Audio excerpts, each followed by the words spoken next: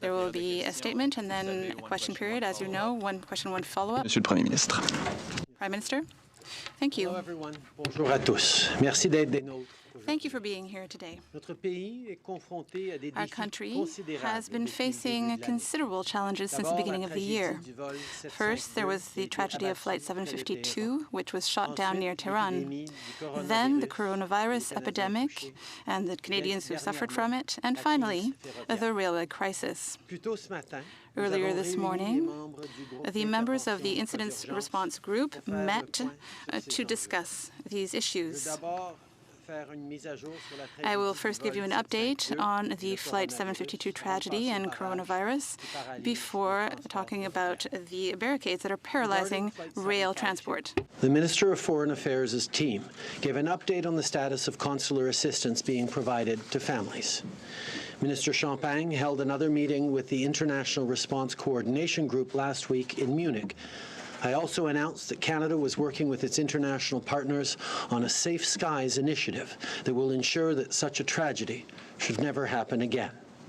The Minister of Transport also talked about the latest developments regarding the investigation and reiterated the need for a transparent analysis of the black box data. We continue to work closely with grieving families to make sure they have all the support they need during this extremely difficult time. Our government will not rest until justice is done and accountability is achieved. Pour ce qui est du coronavirus, with regard to the coronavirus, the 129 Canadians who were on the Diamond Princess cruise ship and who did not show symptoms have arrived in Canada. They arrived earlier this morning. The passengers who were hospitalized in Tokyo are receiving support from Canadian staff. And furthermore, 218 Canadians who were in quarantine in Trenton were able to leave the military base. I would like to take this opportunity to thank the local, provincial, and territorial public health authorities for their work on this issue. The Canadian government and Canadian authorities continue to work closely with partners here at home and abroad to ensure that Canadians are protected and to stop the spread of the coronavirus. With regard to the blockades that are paralyzing key infrastructure, let us be clear. All Canadians are paying the price. Some people can't get to work. Others have lost their job. Essential goods, goods that are essential not only to our economy, but to our communities, cannot get where they need to go. The situation as it currently stands is unacceptable and untenable. Everyone involved is worried. Canadians have been patient. Our government has been patient. But it has been 2 weeks, and the barricades need to come down now. The issue we face today began with a disagreement over a provincial natural gas pipeline in British Columbia.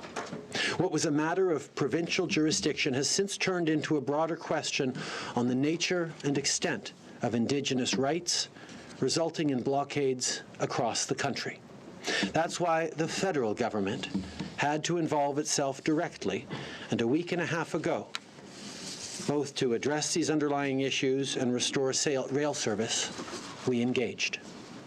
From day one, our ministers have engaged directly with Indigenous leaders and premiers. Our work was always focused on finding a peaceful and lasting resolution in a way that builds trust and respect among all parties involved. That focus does not change. This is a complex issue, and the situation we now find ourselves in is a delicate one. History has taught us how governments can make matters worse if they fail to exhaust all other possible avenues. When some urged us to use force immediately, we chose dialogue and mutual respect. When others urged us to give up, we extended a hand in good faith.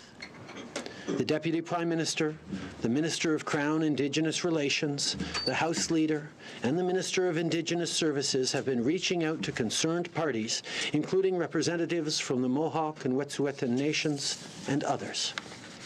At the same time, the Minister of Transport and the Minister of Finance are fully seized with the economic impacts of the blockades on workers, businesses, farmers, travelers, and families right across the country.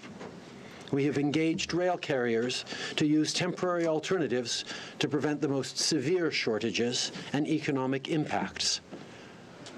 The Minister of Public Safety and Emergency Preparedness has also been working with provincial counterparts and liaising with law enforcement across the country. I have been in close contact with premiers, including Premier Horgan, since the very beginning, to coordinate our efforts and our response as we work to find a peaceful resolution. I want to assure Canadians that we are engaging at all levels to resolve this quickly and mitigate the very real impacts of these blockades on people.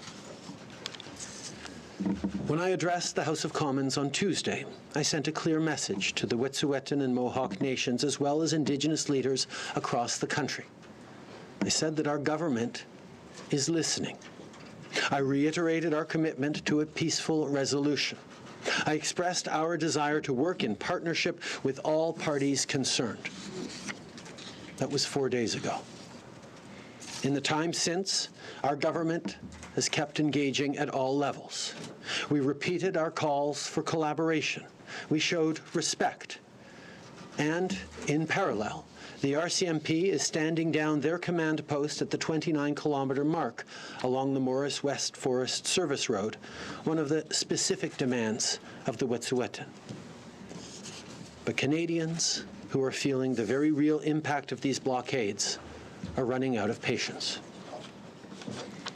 I have found it useful in these situations to reflect on two different types of protest.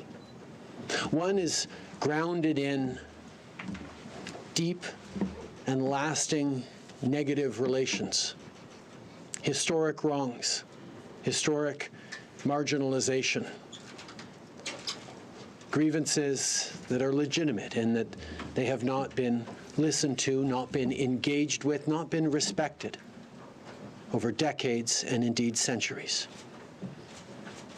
Those are things that we need to address as a country and something that we have worked very hard to address over the past years, to show respect and partnership for voices, Indigenous voices, that have not had their fundamental rights respected by the governance structures of this country. And then there are other protests that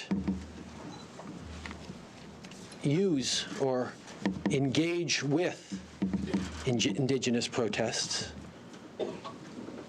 to call out a particular project with which they disagree, to advance a particular point of view that is often deeply felt and important, but not anchored in the deep wrongs that have been done in ignoring and marginalizing Indigenous leadership and Indigenous voices in this country. Earlier today, I once again convened a meeting with the Incident Response Group to address the blockades. And here's the reality. Every attempt at dialogue has been made, but discussions have not been productive. We can't have dialogue when only one party is coming to the table. For this reason, we have no choice but to stop making the same overtures. Of course, we will never close the door on dialogue, and our hand remains extended should someone want to reach for it. In fact, Ministers Miller and Bennett just got off a call with the Wet'suwet'en Hereditary Chief just minutes ago. But the fact remains. The barricades must now come down. The injunctions must be obeyed, and the law must be upheld. Let me be clear. Our resolve to pursue the reconciliation agenda with Indigenous peoples is as strong as ever. There are historic wrongs to right. There are gaps to be closed. There is a relationship to be renewed, and new relationships to be built. Canada is ready for this. Canadians want this. But hurting Canadian families from coast to coast to coast does nothing to advance the cause of reconciliation. On that note, thank you all for joining us today, and I'm pleased to take your questions. Donc on va passer aux questions.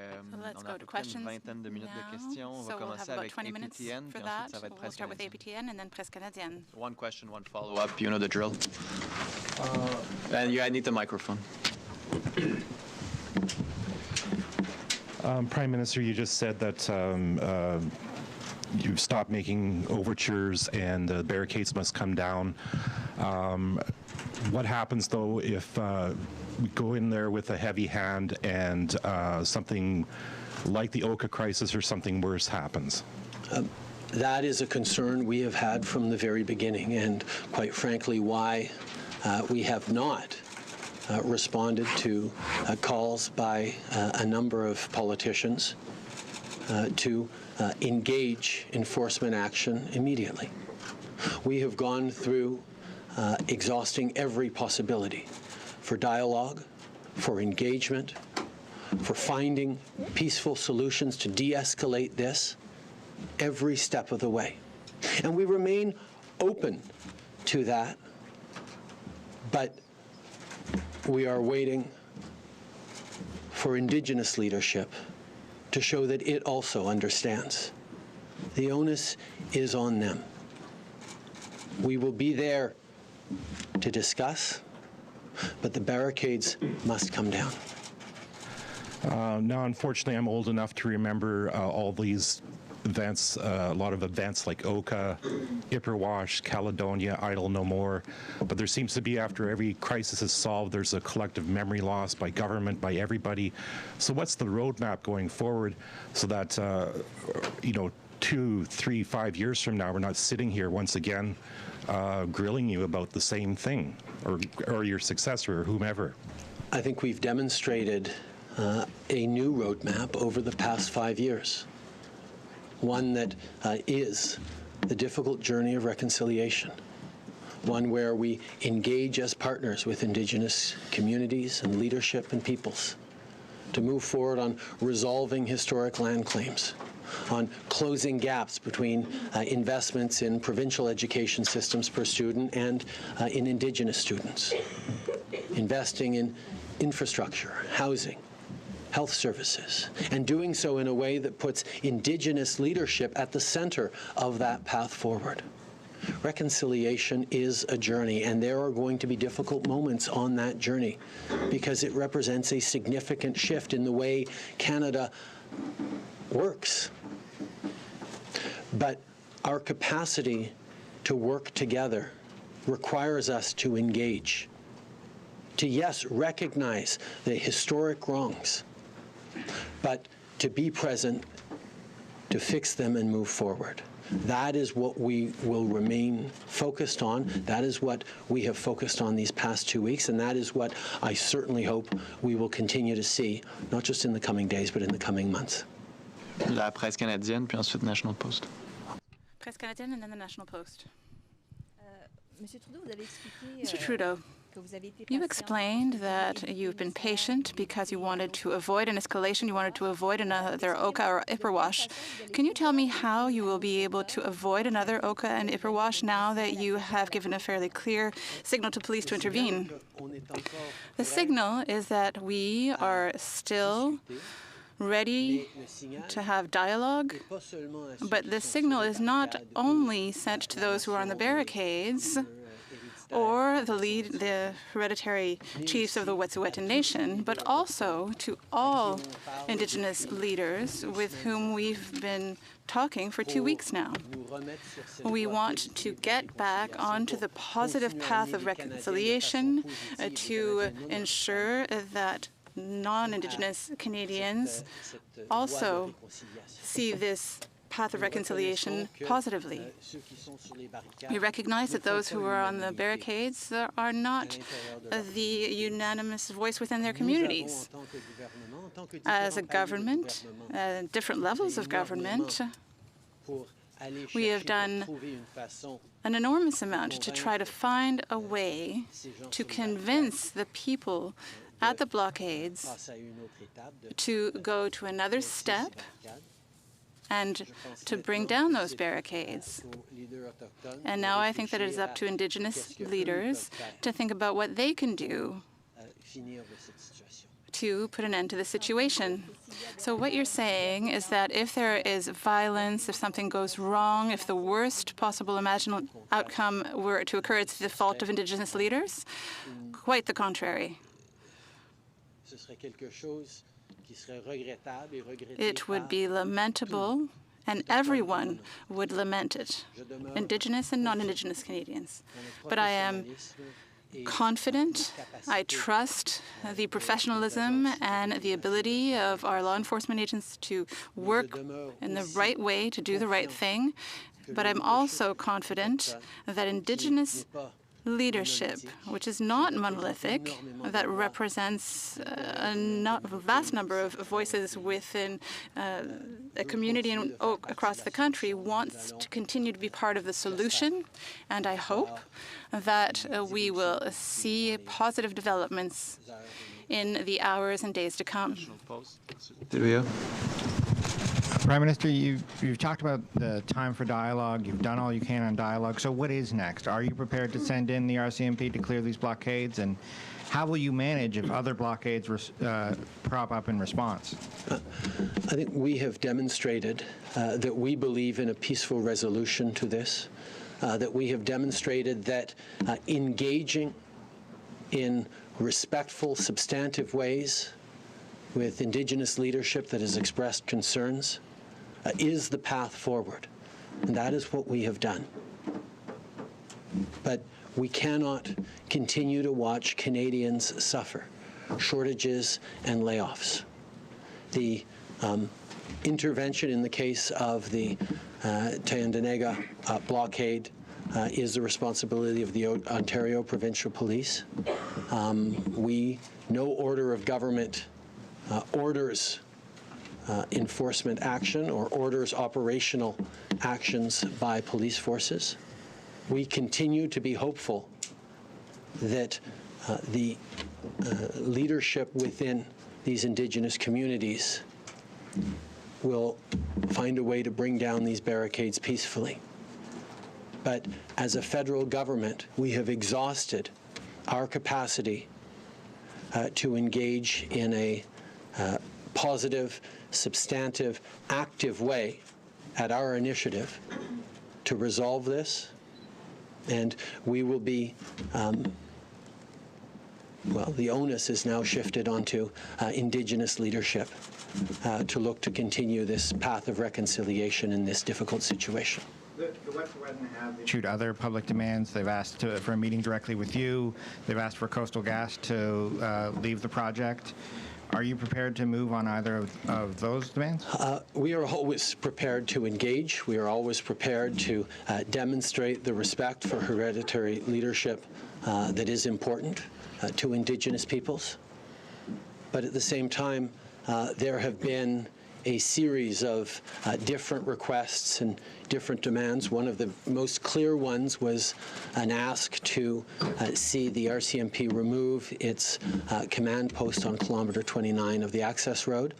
The RCMP, independently but in parallel to all our efforts, has made the decision to decommission that command post.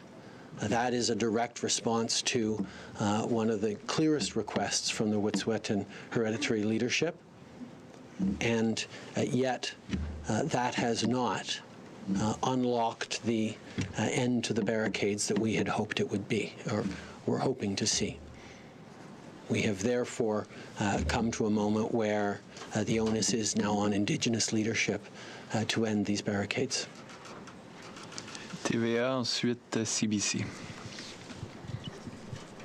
Mr. Trudeau, you have said that the barricades must come down.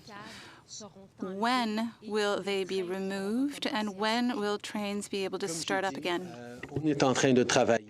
As I said, we are working with rail carriers to find alternatives so that there is not too much difficulties created for the Canadians who are suffering from shortages and losing jobs even. But we've reached the limit with regard to the impact on Canadians. And we're not just talking about an impact on the security of Canadians and Canadian communities. We're also talking about the impact on the reconciliation program. We've seen over the years that many Canadians realize that it is extremely important for our country to move forward with reconciliation and to create new positive relationships with Indigenous and Métis nations and the Inuit nation. And what is beginning to be at stake is the attitude of non-Indigenous Canadians toward reconciliation, and that would be extremely serious for our country to see Canadians closing their hearts to that important project for our country and for our future. Do you worry that police interventions may have explosive consequences in the various communities affected and that we'd end up with a problem that would become even worse? That's what has concerned us from the very beginning, and that's why we waited almost 2 weeks to get to this point, where we are saying we've tried everything. We showed our initiative, our good faith, our will to resolve this problem peacefully and quickly. We are always there to work with Indigenous people, with Indigenous leaders as well, but we are at a point where it is up to Indigenous leaders, and I've spoken to a number of them over the last few days and last few weeks, and that's what they're saying. They're saying that the barricades are not helping to advance reconciliation or to advance the concerns of the leaders of the Wet'suwet'en Nation. But it is not up to the Government of Canada to speak for Indigenous peoples. It is up to them to explain why those barricades must come down, or to explain why they have to stay up, which is inconceivable because Canadians are suffering. CBC and then the devoir. You mentioned that the onus is on Indigenous leadership to make sure, obviously, there's less conflict or violence as the barricades are being taken down. So if there is anything, any sort of conflict, are you saying it will be partly their fault? No, I think all of us, Indigenous and non-Indigenous, want to see this situation resolved peacefully. We want to see Canada continue and improve the path of reconciliation we are on.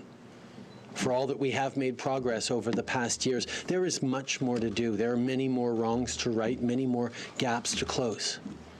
And it is on all of us to not just continue forward in a way that avoids further escalation or conflict, but that ensures that Canadians continue to remain full partners with Indigenous Canadians on this reconciliation journey.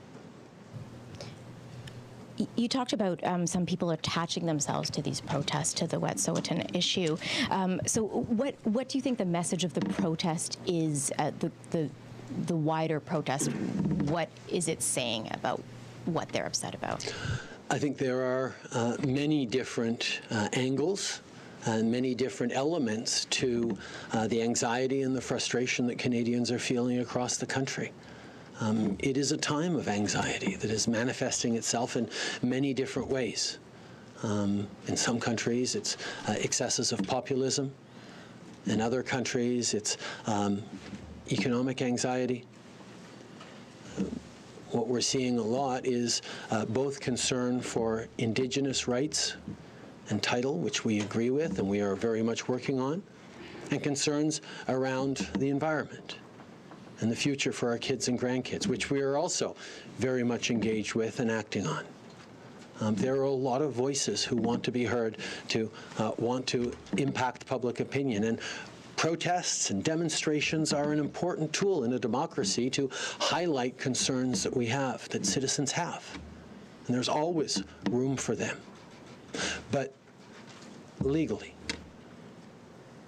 in this case, the injunctions must be obeyed.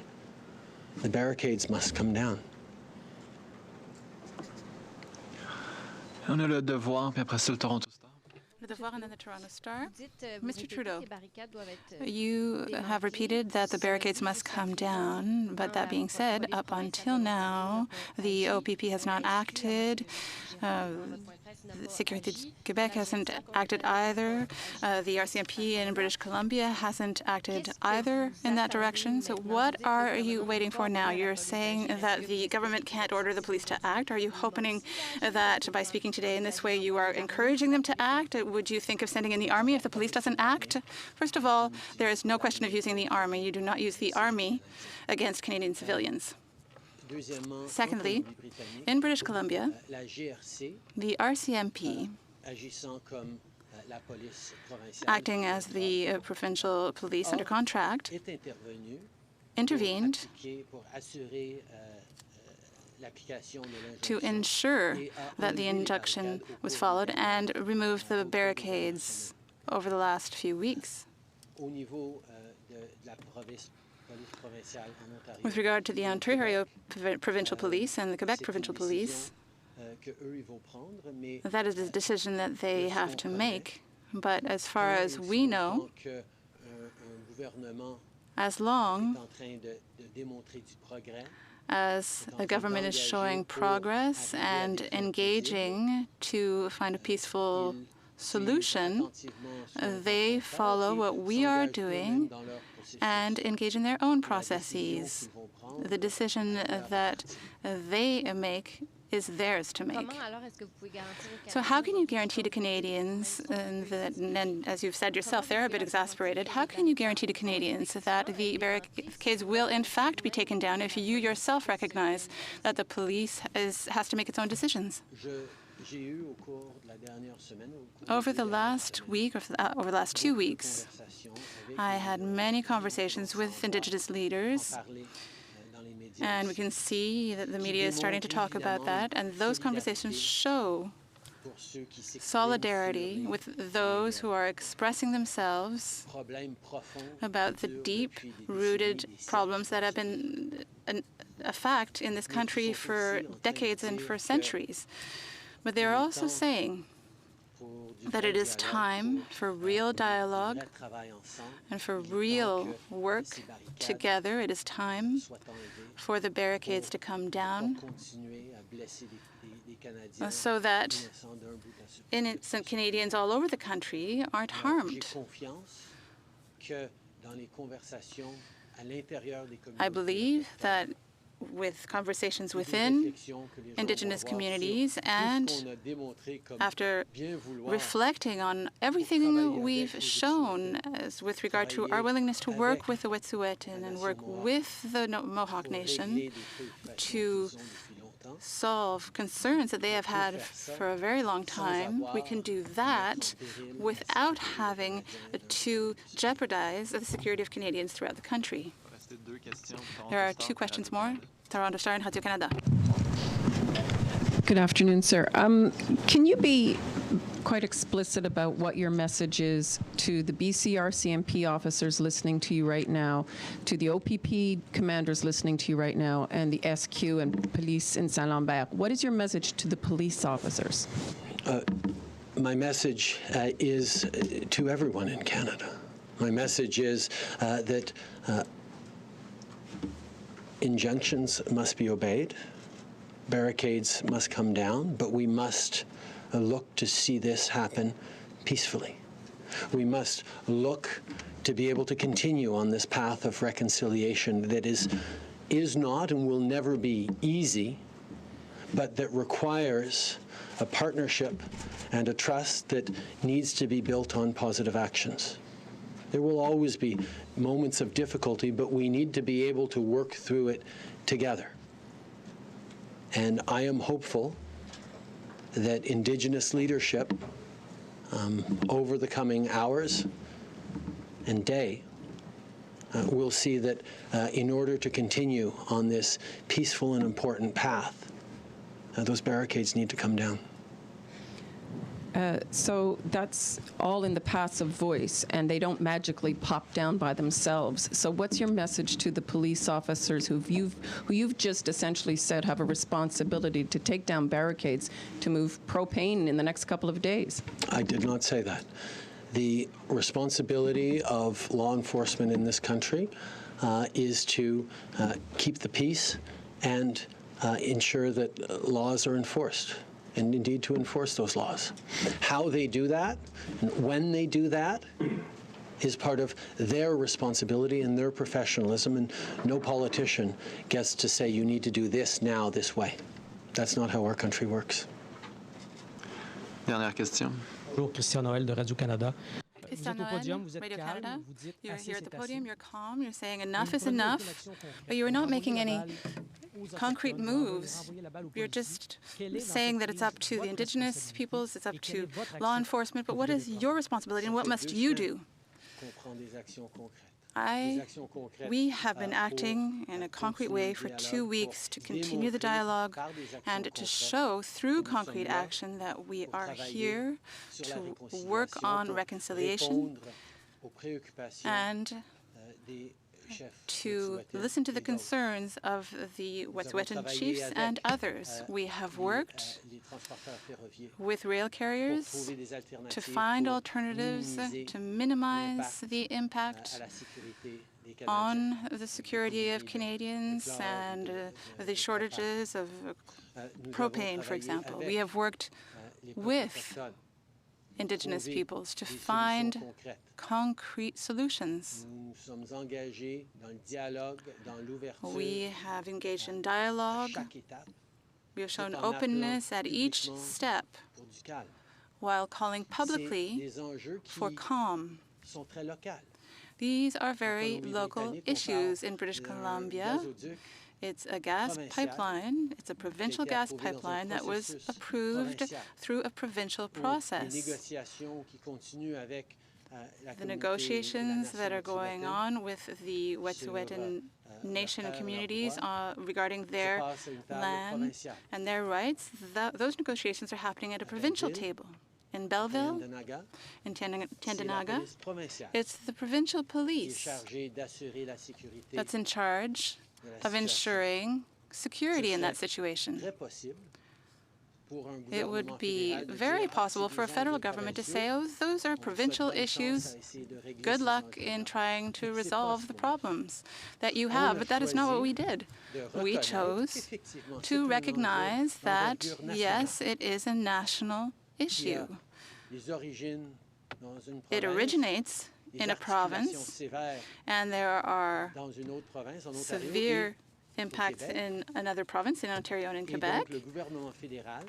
And therefore, the federal government took the step of being deeply engaged in the path toward reconciliation and a peaceful solution, and we continue to be open to that. But I must recognizing that today we have done everything that we have been able to do to come to a solution, to arrive at an agreement. And now, I hope that within Indigenous communities themselves, they will be able to see that the goodwill of the federal government and of all the provinces is present. We are there to be partners, but we cannot continue to be there if the barricades stay up. How can you talk about action if you cannot say when Canadians are going to be able to see railway transportation come back? We have taken concrete steps in the last few days, the last 2 or 3 days, to ensure that we are minimizing the disruptions to rail transportation by finding alternatives and using those alternatives. But we recognize that even with those alternatives in place, there are real concerns with regard to Canadians' safety and the safety of their communities. So we are doing that to minimize the impact, but we are also trying to create the conditions for a peaceful resolution of this crisis. This speech today is also aimed at explaining and expressing our willingness to find a peaceful solution and to find a way forward in partnership and with respect. But that we have reached the limit of what we have been able to do unilaterally as the federal government. And now it is up to Indigenous leaders to find solutions to continue on the path of reconciliation in a positive way for all Canadians, Indigenous Canadians and non-Indigenous Canadians. Thank you.